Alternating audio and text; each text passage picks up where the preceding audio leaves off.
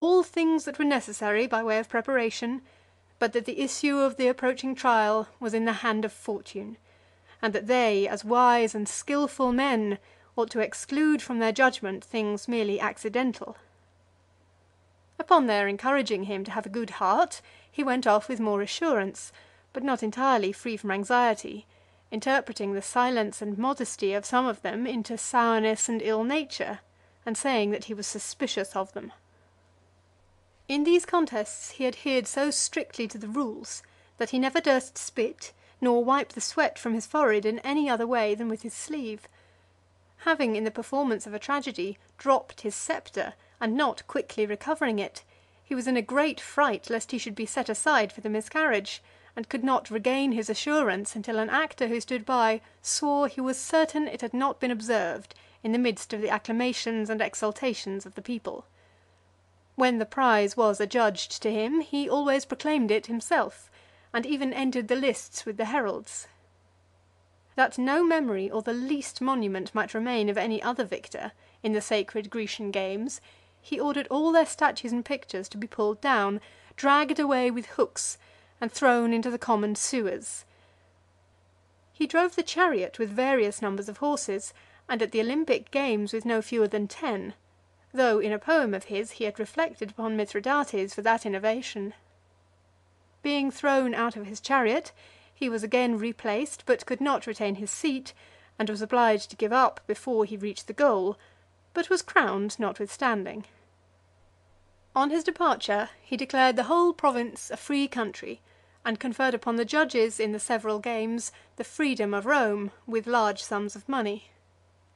All these favours he proclaimed himself with his own voice, from the middle of the stadium, during the solemnity of the Isthmian games. On his return from Greece, arriving at Naples, because he had commenced his career as a public performer in that city, he made his entrance in a chariot drawn by white horses through a breach in the city wall, according to the practice of those who were victorious in the sacred Grecian games. In the same manner he entered Antium, Alba, and Rome. He made his entry into the city, riding in the same chariot in which Augustus had triumphed, in a purple tunic and a cloak embroidered with golden stars, having on his head the crown won at Olympia, and in his right hand that which was given him at the Parthian games; the rest being carried in a procession before him, with inscriptions denoting the places where they had been won, from whom, and in what plays or musical performances; whilst a train followed him with loud acclamations, crying out that they were the emperor's attendants and the soldiers of his triumph. Having then caused an arch of the Circus Maximus to be taken down, he passed through the breach, as also through the Velabrum and the Forum, to the Palatine Hill and the Temple of Apollo. Everywhere as he marched along, victims were slain, while the streets were strewed with saffron, and birds, chaplets, and sweetmeats scattered abroad. He suspended the sacred crowns in his chamber about his beds, and caused statues of himself to be erected in the attire of a harper, and has his likeness stamped upon the coin in the same dress.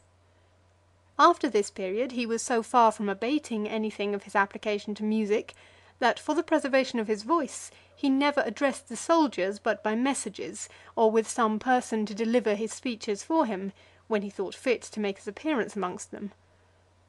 Nor did he ever do anything, either in jest or earnest, without a voice master standing by, to caution him against overstraining his vocal organs, and to apply a handkerchief to his mouth when he did. He offered his friendship, or avowed open enmity to many, according as they were lavish or sparing in giving him their applause. Petulancy, lewdness, luxury, avarice, and cruelty he practised at first with reserve and in private, as if prompted to them only by the folly of youth; but even then the world was of opinion that they were the faults of his nature and not of his age. After it was dark he used to enter the taverns, disguised in a cap or a wig, and ramble about the streets in sport, which was not void of mischief. He used to beat those he met coming home from supper, and if they made any resistance, would wound them and throw them into the common sewer. He broke open and robbed shops, establishing an auction at home for selling his booty. In the scuffles which took place on those occasions, he often ran the hazard of losing his eyes and even his life, being beaten almost to death by a senator for handling his wife indecently.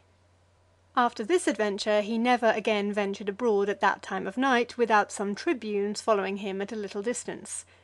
In the daytime he would be carried to the theatre incognito in a litter, placing himself upon the upper part of the proscenium, where he not only witnessed the quarrels which arose on account of the performances, but also encouraged them. When they came to blows, and stones and pieces of broken benches began to fly about, he threw them plentifully amongst the people, and once even broke a praetor's head. His vices gaining strength by degrees, he laid aside his jocular amusements and all disguise, breaking out into enormous crimes without the least attempt to conceal them. His revels were prolonged from midday to midnight, while he was frequently refreshed by warm baths, and in the summer time by such as were cooled with snow. He often supped in public in the Naumachia with the sluices shut, or in the Campus Martius, or the Circus Maximus, being waited upon at table by common prostitutes of the town, and Syrian strumpets and glee girls. As often as he went down the Tiber to Ostia, or coasted through the Gulf of Baiae, booths furnished as brothels and eating houses were erected along the shore and river banks, before which stood matrons, who, like bawds and hostesses, allured him to land. It was also his custom to invite himself to supper with his friends, at one of which was expended no less than 4 millions of sesterces in chaplets, and at another something more in roses. Besides the abuse of free-born lads, and the debauch of married women, he committed a rape upon Rubria, a Vestal virgin. He was upon the point of marrying Acte, his freedwoman, having suborned some men of consular rank to swear that she was of royal descent. He gelded the boy Sporus, and endeavoured to transform him into a woman.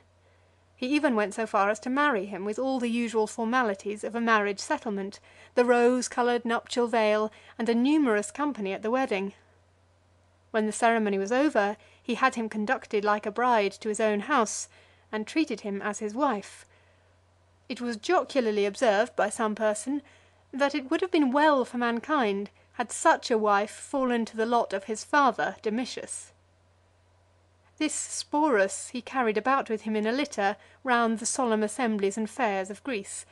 and afterwards at Rome through the Sigillaria, dressed in the rich attire of an empress,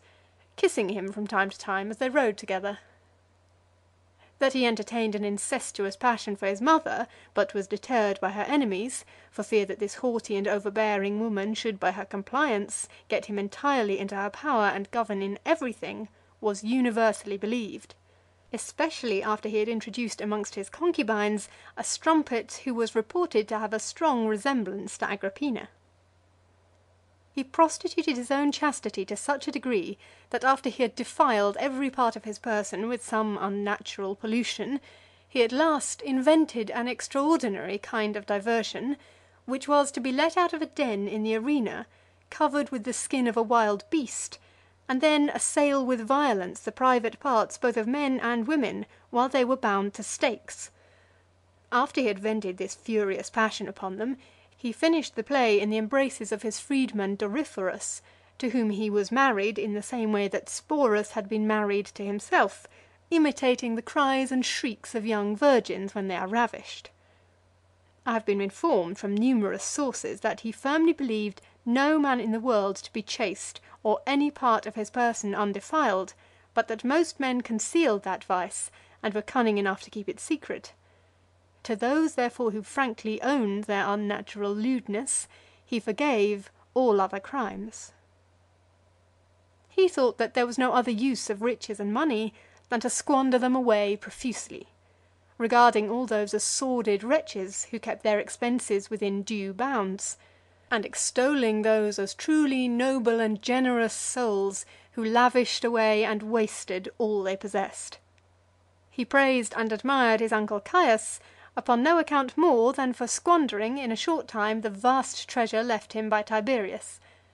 Accordingly he was himself extravagant and profuse beyond all bounds.